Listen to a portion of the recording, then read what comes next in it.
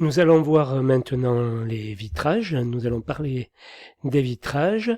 Les vitrages, c'est un produit qui est de plus en plus dans l'air du temps, que ce soit les vérandas, que ce soit les façades rideaux, que ce soit les planchers en verre, les escaliers en verre. On fait beaucoup de produits en verre, donc c'est un marché important. Voilà. Donc ce diapo va vous servir à identifier les différents vitrages et leur conformité aux normes, aux différentes normes. Alors déjà, on va voir la composition du verre. Certains éléments comme le silicium qui est contenu dans le sable et le bore qui est un gaz peuvent former un verre par leur seule combinaison avec de l'oxygène et par élévation à une très haute température. Ces oxydes sont appelés oxydes formateurs car ils forment le squelette du verre, les oxydes formateurs. On les combine avec d'autres éléments dits modificateurs, les fondants et les stabilisants. Pour former le verre, on mélange les ingrédients à de l'eau et du calcin, du débris de verre recyclé, selon des proportions très précises, dans un four à 1550 degrés en moyenne. Donc silicium, bore avec de l'oxygène pour les oxydes formateurs, et puis d'autres éléments après pour les modificateurs. Alors les verres les plus courants sont les verres qui sont sodocalciques à base de silice, environ 70%, donc du sable, utilisés pour fabriquer les verres plats. Le nom de cette catégorie provient de l'association de deux éléments, la soude en tant que fondant, la chaux en tant que stabilisant. Suivent ensuite les verres borosilicates utilisés pour la verrerie culinaire et chimique, car son coefficient de dilatation est très faible et rend le verre résistant face au choc thermique.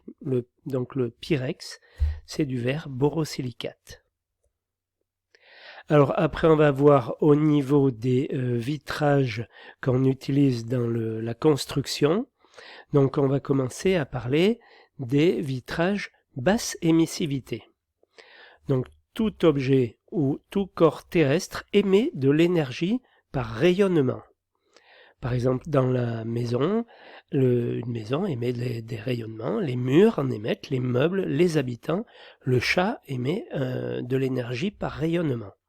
Cette aptitude à émettre par radiation se nomme l'émissivité. Plus un objet a une émissivité élevée, plus sa chaleur s'échappe, surtout la nuit et l'hiver. La valeur de l'émissivité est comprise entre 0 et 1. La valeur maximale correspond au maximum théorique d'énergie radiante pour une température donnée. Voilà, donc le principe du fonctionnement du basse émissivité, c'est que on a donc un double vitrage par exemple, voilà. Ici on est à l'intérieur, ici on est à l'extérieur. Sur la couche intérieure du verre extérieur, on verra que ça dépend des cas.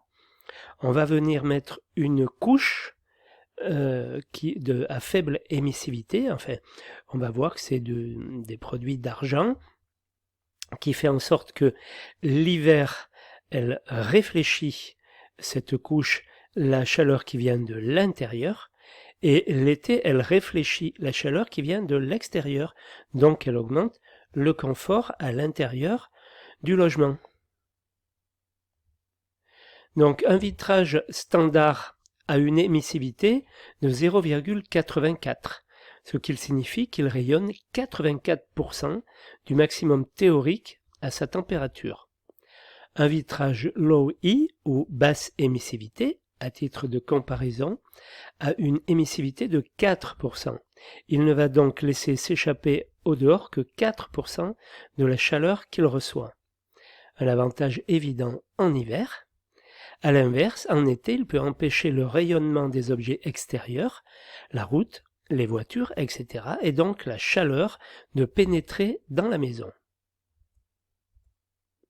Pour arriver à ce résultat, les fabricants déposent une fine couche d'oxyde métallique invisible ça peut être de l'or, de l'argent, du bismuth, sur la surface intérieure de la vitre côté intérieur, pour une maison par exemple.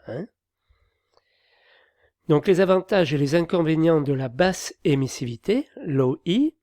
Les avantages, c'est qu'on a une meilleure isolation thermique, un coût et un poids moindre par rapport au triple vitrage, sinon il faudrait mettre du triple vitrage. L'inconvénient, on perd un petit peu de luminosité.